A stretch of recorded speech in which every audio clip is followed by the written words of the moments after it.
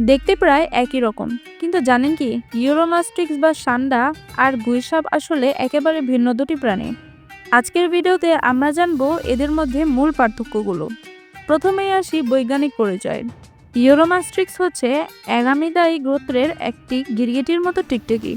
অন্যদিকে গুইসাপ বা monitor Lizaad ব্রায়ান্ডিয়া গোত্রের সদস্য এবং এটি টিকটিকির একটি বৃহৎ প্রজাতি। দেখতে একরকম হলেও ওদের শরীরের গঠন, লেজ, চলাফেরা সবকিছুতেই রয়েছে বড় পার্থক্য। আকার ও গঠন।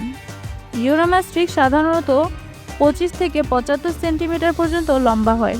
ওদের লেজ মোটা ও কাঁটা দিয়ে ঢাকা, যা শত্রুর হাত থেকে বাঁচার জন্য বেশ কার্যকর। অন্যদিকে গুইসাপ 2 ফুট থেকে শুরু করে 7 ফুট পর্যন্ত হতে পারে। ওদের লেজ অনেক শক্তিশালী, যা দিয়ে আঘাতও করতে পারে। ইউরোমাস্ট্রিক্স মূলত নিরামিষভোজী। ওরা গাছের পাতা, ঘাস, ফল ইত্যাদি খায়, কিন্তু গুইসাপ পুরোপুরি মাংসাশী। ওরা ছোট প্রাণী, ডিম, এমনকি মৃতদেহ খেয়ে ফেলে। তাই বলা যায় গুইসাপ অনেকটা শিকারী স্বভাবের। বাসস্থান ও পরিবেশ।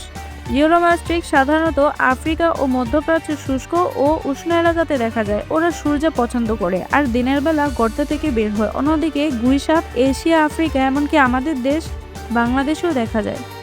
ওদের অনেকেই জলভাগের আশেপাশে বাস করে, যেমন খাল, বিল কিংবা বন।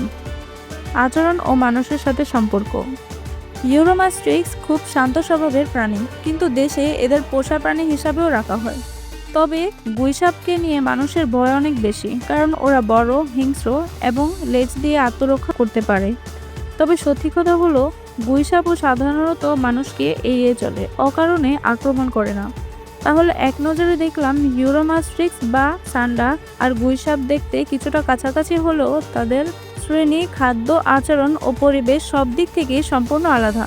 আশা করছি আজকের ভিডিওটি আপনাদের নতুন কিছু জানতে সাহায্য করেছে। এরকম তথ্যভিত্তিক ভিডিও পেতে চাইলে আমাদের চ্যানেলটি সাবস্ক্রাইব করুন। ভিডিওটি ভালো লাগলে একটি লাইক দিন আর বন্ধুদের সাথে শেয়ার করতে ভুলবেন না।